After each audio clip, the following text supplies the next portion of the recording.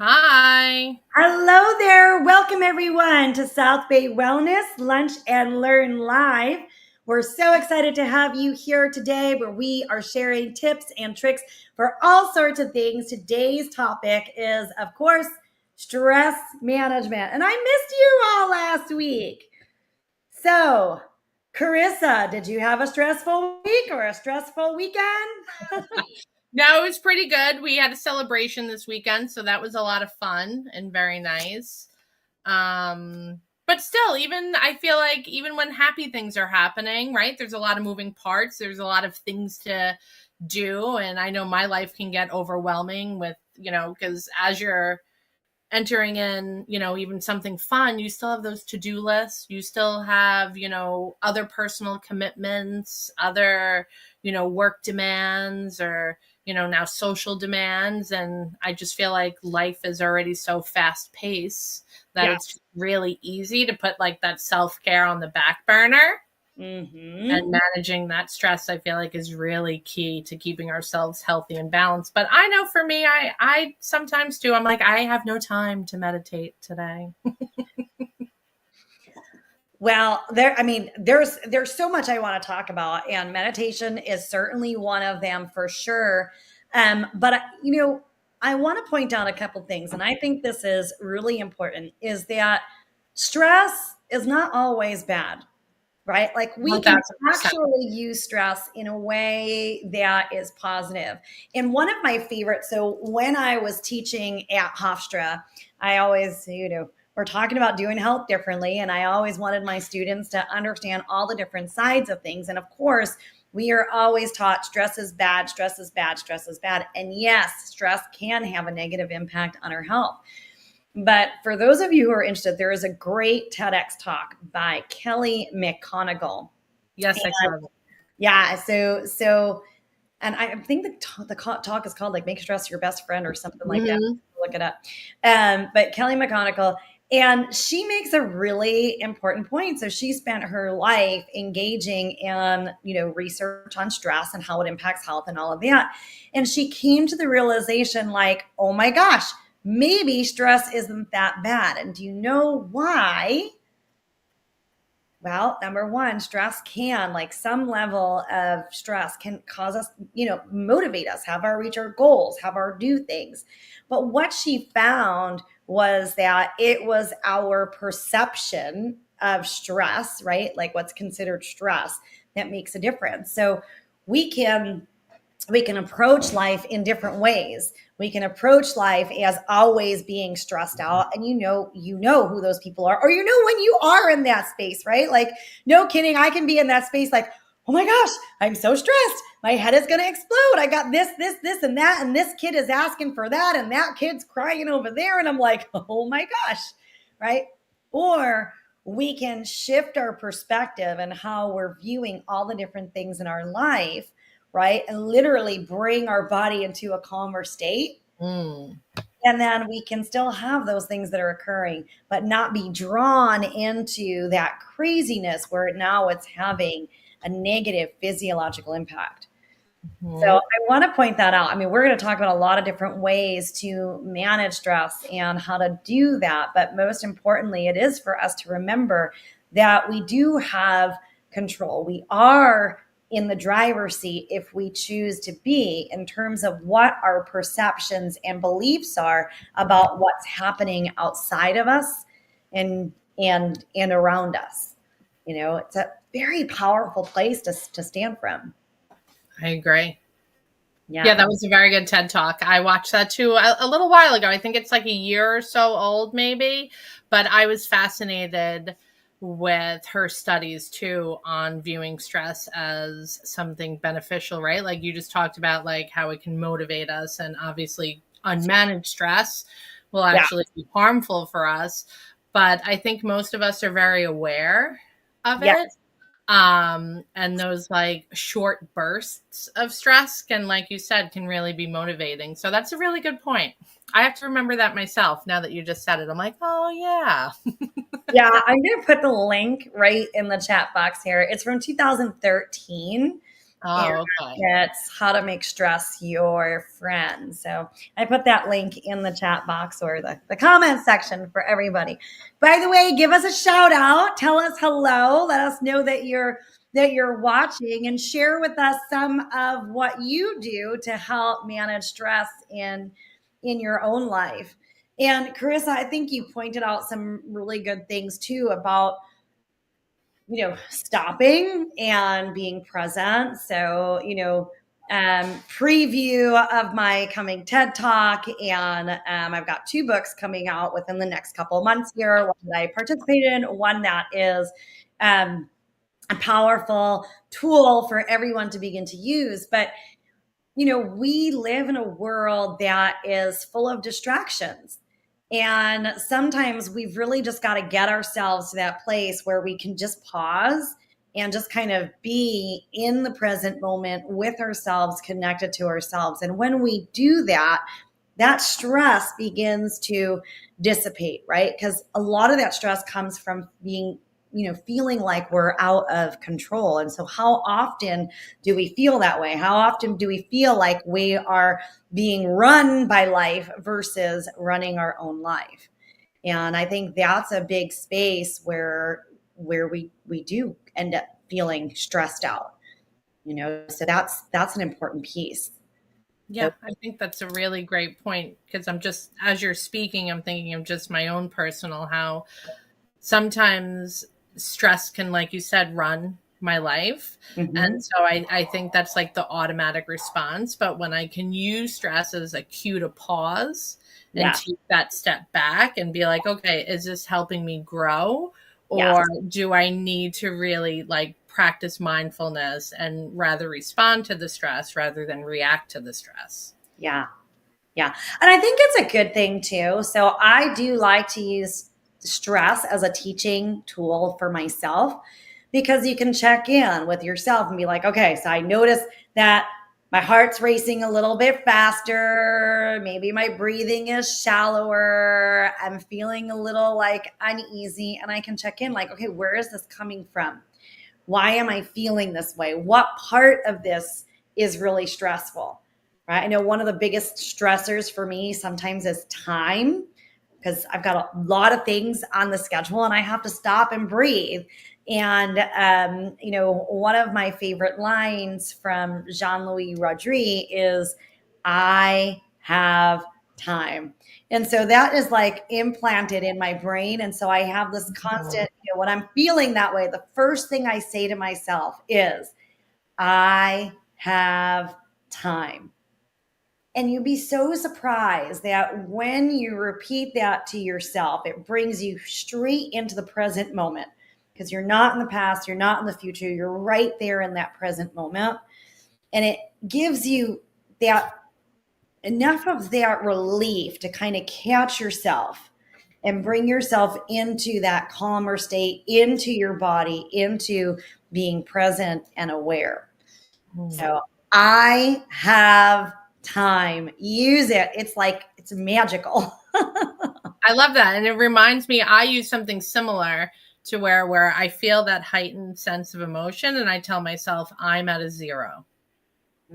I'm at a 0 because I think too, just in the world outside, we think productivity is like constantly being stressed and constantly being busy. And that's what equals success.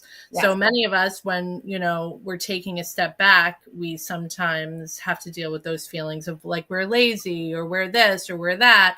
But, true productivity comes from when working smarter, not harder, right? And we work on that all the time, you and I, right? We're always thinking of ways to maintain that balance, to have the break, to have the rest, self-care, and still be really productive in what we're doing. So we can actually enhance our creativity. But yeah, that's so interesting. Well, I love that. So can you just explain for people when you say I'm at 0, what do you mean by that? Welcome, Katie. Saying I'm at a 0 just kind of helps me regulate, right? Because words are really powerful. And if I'm in my head a lot thinking I'm very stressed and this is what's happening to me. But if I can pull my emotions back and just say something like, I'm at a zero, I mean, just think of the word zero. It's nothing. So Nothing. if I can train my body, which is really having the response, it's not so much my brain that's having the response. It's like the whole kit and caboodle is Yes. happening. So if I could say to myself, I'm at a zero, and repeat that a couple times where I'm like, oh, I'm at a zero. Then I have like a level playing field. And then Yeah. I'm no longer over here or down there. Like I don't want to disassociate from it because I Right. don't want to just pull myself out of it to where I'm like, la, la, la, nothing's happening. I want to still be in it so I can work with it and Yes. work through it. Yes. Yes. And I think there's something really special about that, right? Because I have a zero. It is about, I'm at a zero. Sorry. Mm-hmm. It is about kind of bringing yourself into that space of nothingness, right? Where the brain can just get quiet. And the power for that in today's world, we're kind of like monkey brain. We're all over the place. Our minds, from all the scrolling and all the swiping and all of that, our brains actually have started to like operate in that way. And so when we can come into that space of nothing or zero, like you're saying, it actually gives our mind a pause. And so now it's like a retraining of the mind, retraining of the mind. And we're scheduled to talk about anxiety and depression and mental health in just a few weeks here. But just to kind of, drop some seeds, that is a really important part of just maintaining our mental health. So not just stress, but that mental health, because when we've got that facility over our mind to be able to stop it from going off its rails, Mm-hmm. that's when we bring a lot more power and strength to our day. And I love, Carissa, what you said about productivity is, yeah, we are in a world where it's like do, produce. And sometimes we produce a lot more when we take a step back. I mean, those of you who are listening, whether it's on the replay later or if you're here live now, do you ever find that when you take a step back from something, you can actually create more productivity? So for example, when I'm working on content creations and projects and putting things together and plans and this and that, sometimes if I get wrapped up in it, I've got to literally pull myself back. Like when I start to feel that little bit of stress coming out of it, I've got to pull myself back and kind of get like a higher perspective. Why am I doing this? What's my greater purpose? And sometimes we get so stuck in the minutia and the details that it's easy to have stress in that space there. So just kind of pulling ourselves up and asking ourselves those bigger questions. Yeah, and I think that can really fall into line with anything, right? Even if we're pursuing like health and wellness or we're pursuing different goals. It certainly can. We become like so stuck on it. And I think of that like taking like a microscope to something, right? It doesn't typically help enhance something. It doesn't, produce any creativity. We kind of just burn it out. And while you were saying it, I was thinking, I'm like, wow, I usually have my best thoughts when I'm in the shower. You know what I mean? Like when I'm totally disconnected from something, or when I'm gardening, doing just something totally unrelated, Yes. it'll like pop into my head. Yes. So I think that's beautiful that you say, like, just being able to recognize like, oh, I'm feeling stressed, you're kind of like wound up, and being able to take that step back. And it's interesting because so many of us view like taking breaks and resting as something negative, when it actually really it enhances our creativity and our performance in the long run. I mean, it does such wonders for us. Yeah. We see this all the time with our clients in our practice at South Bay Wellness, right? We see all the time where clients are like, oh my gosh, they are committed to transforming their health and, removing chronic illnesses, disease, sleep issues, being tired and fatigued and all of that.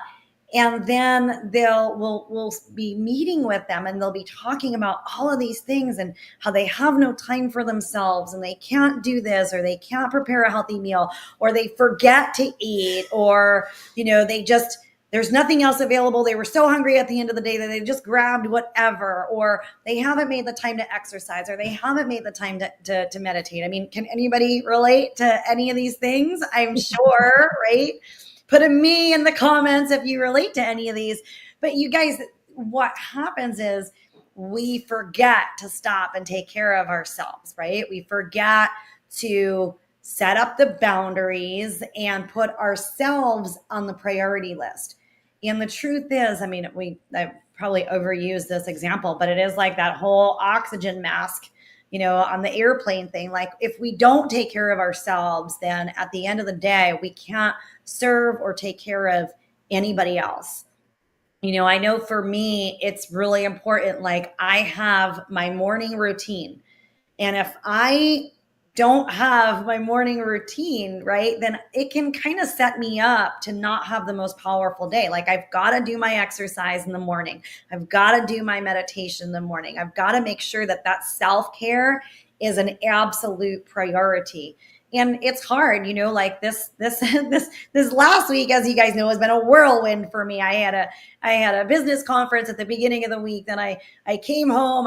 My mom came to babysit my kids. So then I had to get mom back to the airport. And so that was early in the morning. And then the next day we had a horse show for my daughter. And then I had to go down to her college. She had her first scrimmage at college. And so it was like every single day was travel. And I had to make sure, that I still got in the meditation. I still got in the exercise. I still took care of myself. Otherwise, the rest could have spiraled out of control.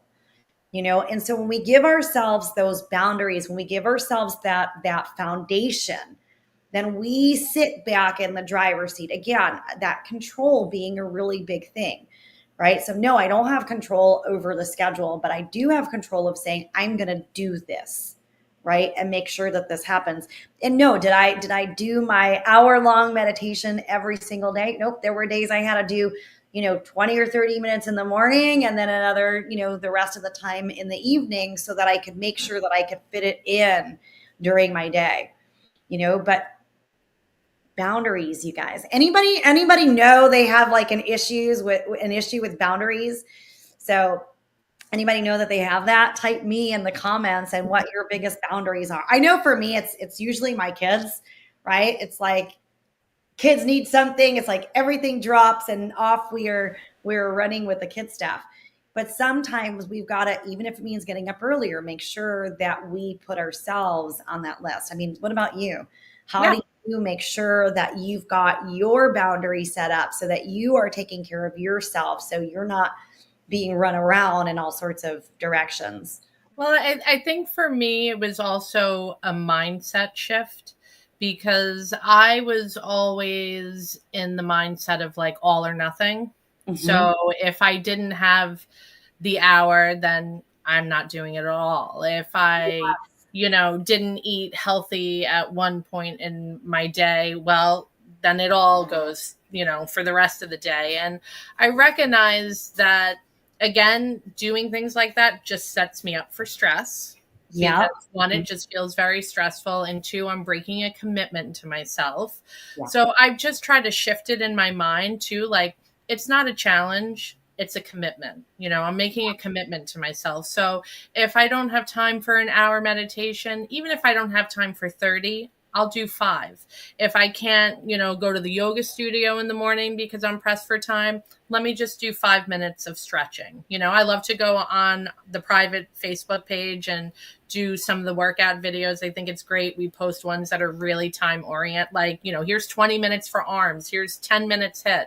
Yes. And just the consistency of it makes you feel really good, and you get so much benefit out of it. And then we start to cultivate that practice to where we start making time for the hour. Mhm. And it doesn't have to be every day, right? Because life happens and we have Yeah. families and we have all these other obligations, but it still feels good even when we get that 5 minutes. Mhm. So I think that's really important, that the all or nothing mentality kind of simmer away. I know I had to work on it. So I think we all have to work on it. I think we're all works in progress too, right? We're always like, "Oh shoot, did you hear that self-talk? Gosh, yeah. I gotta transform that self-talk." Like, yeah, it happens. We're all works in progress and we can't.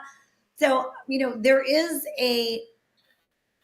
a distinction, and this is I've got this little sticky note sitting at my desk here because I'm going to do a post about this at some point because it's so important. There is a difference between self-compassion and resignation, right? There is a difference between like just being like, I quit, I'm resigned, I'm not whatever, I'm not meditating anymore, I'm not exercising anymore. Like you said, you have a bad meal and you're like, oh, I'm not eating healthy anymore. Mm-hmm. That's resignation, right? And that's very different than self compassion. Like, oh my gosh, I've just traveled for the last 17 hours and I'm so tired that I need to go to bed instead of doing my meditation. That's different, right? Mm-hmm. That's a very different, it's coming from a very different place. Okay. And so I think it's important for us to ask ourselves, are we being resigned or are we being self compassionate? Right. And sometimes people will say, oh, I'm being self compassionate with myself. I allowed myself to have a little this and a little this and a little this and a little. How many times have we heard this? Right. Yes. And then we have to stop and ask ourselves, well, is that self compassion or is that resignation? Right. Is it just kind of giving us a way out the door? Mm-hmm. But I love what you said. Katie, hopefully we do live in your head somewhat, love. She said, I need you two to live in my head. You've got Katie in your head, right? And guys, we're always a work in progress, right? Like the Danielle in my head, she's a work in progress. I'm always looking at how do I up level? Where do I need to grow? Where do I need to change? What do I need to shift? But I think that's really important in what you said, and I want to reiterate it. So not just in terms of the way that you said it, but overall, right? If we're going to manage our stress, we're really becoming masters in shifting our mindset, right? And noticing what is the conversation that we're having with ourselves to create it. Because you could have two people who live very similar lives, who are just as busy, who, have a lot of commitments, who are up to a lot of things, and their stress levels can be completely different. And a lot of that comes from mindset. And so we have to start to recognize when we're in that agitated stress state and then ask ourselves, okay, what is it that I need right now? And maybe it's that deep breath, right? Maybe it's some time away. Sometimes, like you got kids, you lock yourself in the bathroom, right? Like just to escape for a few minutes. Sometimes you just need to give yourself a hug or get a hug from someone else. I will, if I'm feeling that agitation, sometimes I'll just walk over to my husband and I'll be like, I need a hug. I need a hug. And that's enough to kind of bring down the nervous system and create that sense of calm. Yeah, I think that's very important. Yeah. So the other thing I think it's really important to point out to you, Carissa, is, you guys, when we work with our clients and our programs, we always do like an assessment. We have them do their ratings of things like stress and so on and so forth. And I will say that a good 85, 90, that seem accurate, 85, 90% of our clients come in and their ratings for stress are somewhere on a scale of 10, somewhere around like 8, 9, or 10, right? It's usually the way it always starts. And the interesting thing is as their health improves, now things in their lives don't necessarily change, but the way that they relate to their stress and their feelings of stress change.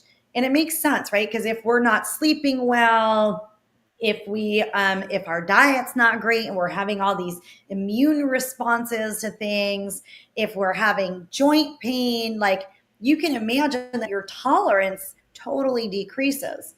But as you get healthier and your health improves, and all of a sudden your relationship to what was once really stressful changes as well.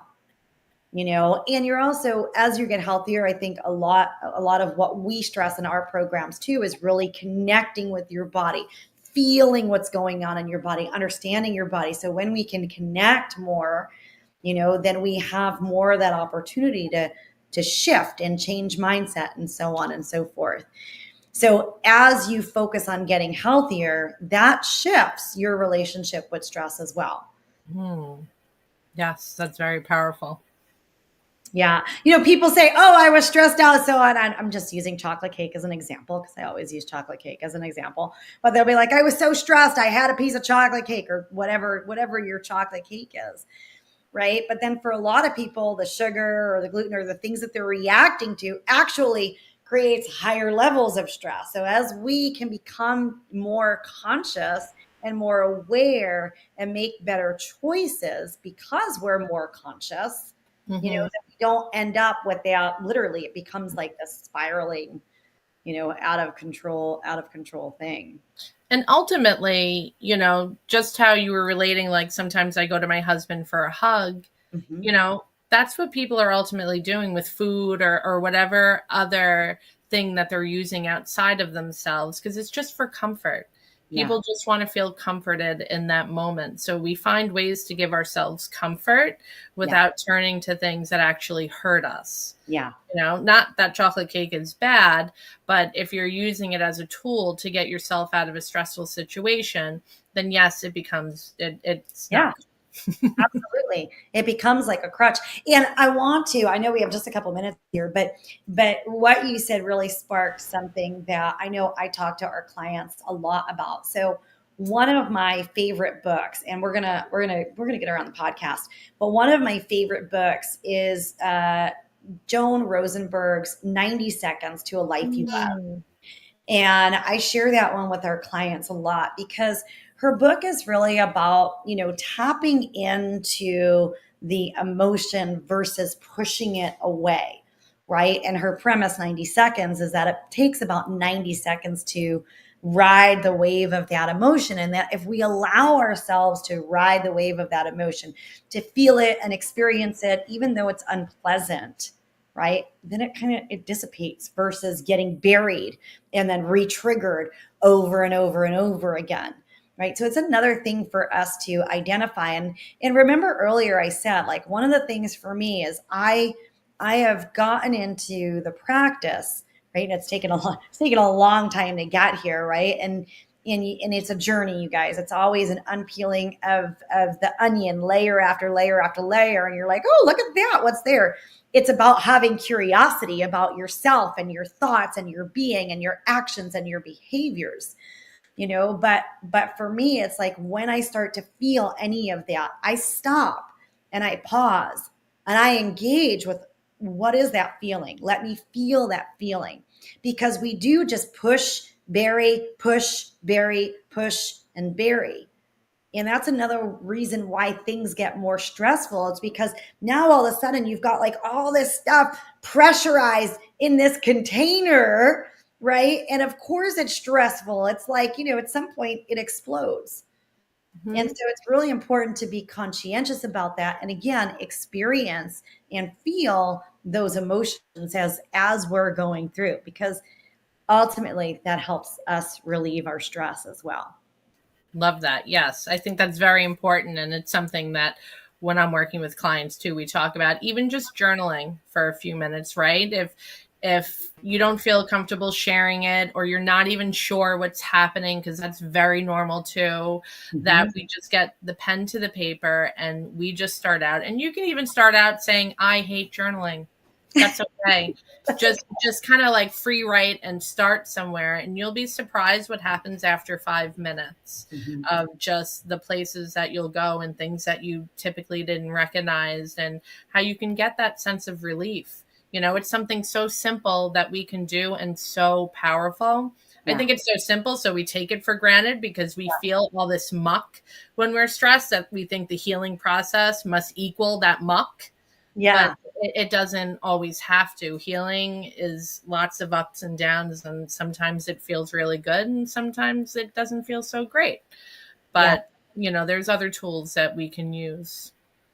Sometimes we just have to embrace being uncomfortable, right? 1000%. Especially, I mean, any of you who are here listening to us, I know that you're on the same page, right? You're always wanting to unpeel the layers of who you are and your life's journey and just continue to up level. And when we're on a journey where we're continuing to up level, we spend a lot of time being uncomfortable, right? There's a lot of time being uncomfortable, but in that discomfort, there's so much reward because there's so much for us to discover and learn about ourselves. Mm-hmm. So I know that we have covered a lot. One last thing that I do want to point out that I think is really important from our perspective at South Bay Wellness is when we are nutrient deficient, when we're not giving our bodies the things that it needs, right? Our body does operate on this heightened state.